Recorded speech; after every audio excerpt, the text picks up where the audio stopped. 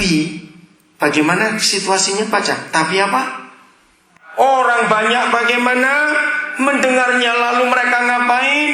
Mengikuti dia dengan mengambil jalan darat dari kota-kota mereka. Ketika Yesus mendarat, ia melihat orang banyak yang besar jumlahnya, maka tergeraklah hatinya oleh belas kasihan kepada mereka. Dan Yesus bagaimana? Menyembuhkan berapa orang? Berapa orang? Mereka yang sakit. Nah, jadi rencana semulanya untuk menenangkan diri karena goncangan itu tercapai tidak? Jawab, tercapai tidak? Enggak. Tuhan Yesus bisa nolak mereka? Enggak, maaf ya, besok aja aku lagi sibuk, aku lagi tergoncang. Dia bisa buat gitu tidak? Bisa, kalau dia mau. Tapi karena dia datang ke dunia untuk orang-orang itu, dia terima mereka. Kalimat berikut, menjelang malam. Berarti dari pagi sampai menjelang malam, kira-kira jam 5, jam 6. Murid-muridnya datang kepadanya dan berkata, tempat ini sunyi dan dari sudah mulai malam, suruhlah orang banyak itu pergi supaya mereka dapat membeli makanan di desa-desa.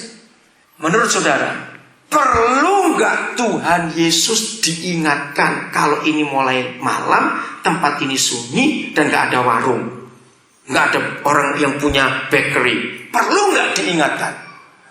Dia kan tidak buta. Masa dia nggak tahu kalau sudah mulai gelap? Jadi apa motivasi murid-murid ngomong ini? Siapa jawab? Ayo, apa motivasi murid-murid mengingatkan gurunya? Minta istirahat, kurang tegas katanya. Yang betul nggak mau repot. Catat kata itu. Mereka itu nggak mau repot. Tetapi Tuhan Yesus ngomong apa? Baca, Tuhan Yesus ngomong apa kepada murid-muridnya? Tidak perlu mereka pergi, kamu harus beri mereka makan. Nah, ini orang pelit stroke dengar ayat ini, saudara. Nah, itu yang pelit itu musuh Injil. Apa-apa dihitung. Kalau aku untung, aku kerjakan rugi enggak? Orang kayak gitu enggak akan masuk surga. Apa-apa hitung untung rugi, apa-apa hitung untung rugi. Kapan kita akan memuliakan Tuhan?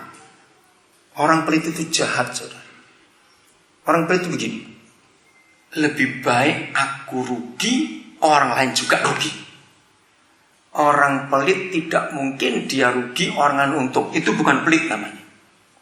Orang pelit itu jahat, saudara. Orang pelit itu tidak akan pernah senang melihat orang lain untung. Enggak pernah. Maka itu hati-hati. Jawab mereka itu juga, saya ada pada kami di sini, saya nggak usah baca seterusnya. Dan mereka memberi makan. Berapa yang makan waktu itu? Salah. Laki-laki yang 5.000. Jawabannya nggak lengkap. Ayo hitung.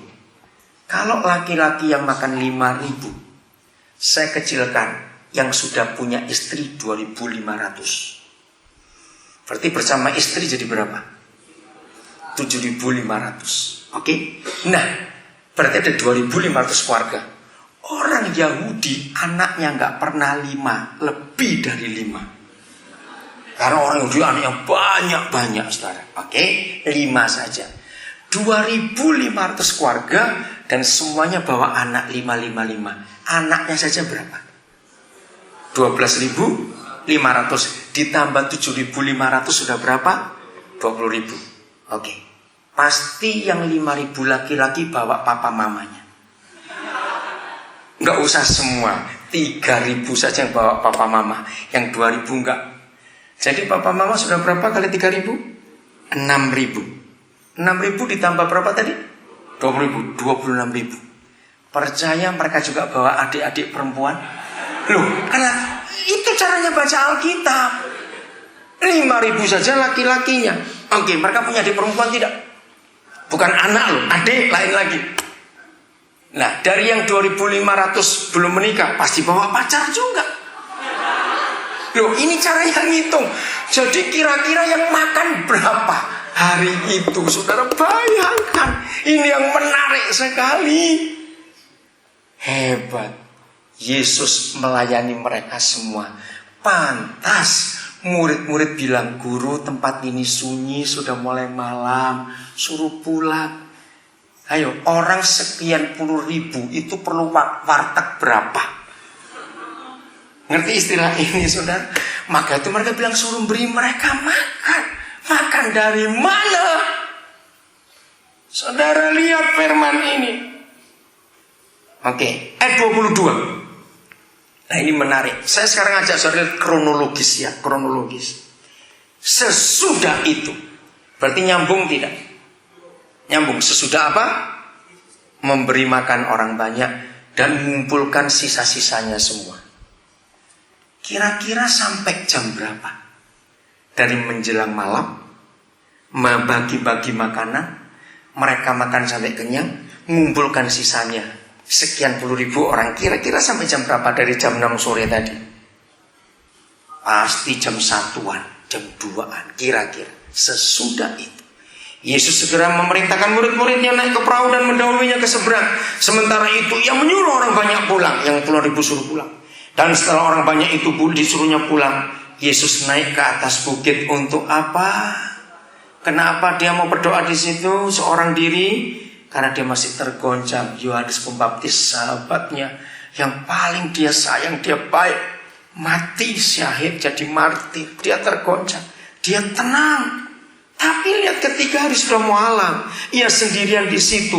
Perahu murid-muridnya sudah berapa mil jauhnya dari pantai dan diombang-ambingkan gelombang karena angin sakal. Kira-kira jam berapa? 3 malam. Jadi nggak sampai 1 jam baru duduk sebentar menyendiri. Aduh, ada masalah lagi yang harus diatasi. Yesus egois, diam? Tidak. Dia turun menolong mereka. Kira-kira jam 3 malam datang Yesus kepada mereka berjalan di atas air. Ketika murid-muridnya melihat dia berjalan di atas air, mereka terkejut dan berseru, itu hantu. Wah, kalau saya tiup balik itu perahu, kurang ajar kamu. Loh betul gak kan, kurang ajar. Baru bisa belum 1 jam sudah lupa kalau itu gurunya, dibilang hantu. Ayo, tersinggung gak ini kalau kita?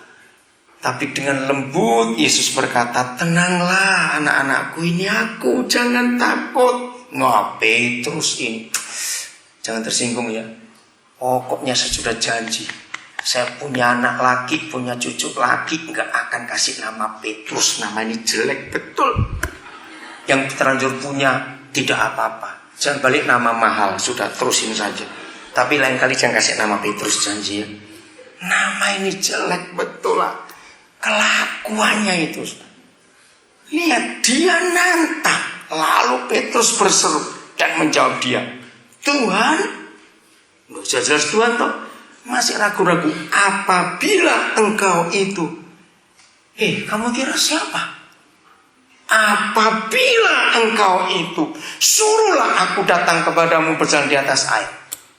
Ayo, kalau Yesus model kayak kita, kira-kira saudara jawab apa? Saudara, kalau Yesus model kita bilang, mata lu di mana? Ya betul, mata lu di mana? Lu kira gua siapa? Masa gak ingat? Baru ngasih makan orang banyak. Nah, untung Yesus gak kayak saya. Dengan lembut dia mengajak. Oke, saya gak usah baca lanjut. Lalu ayat yang ke-34. Lanjut. Kalimat apa? Kata pertamanya apa? Setibanya di seberang. Oke, itu jam 3. Ingat?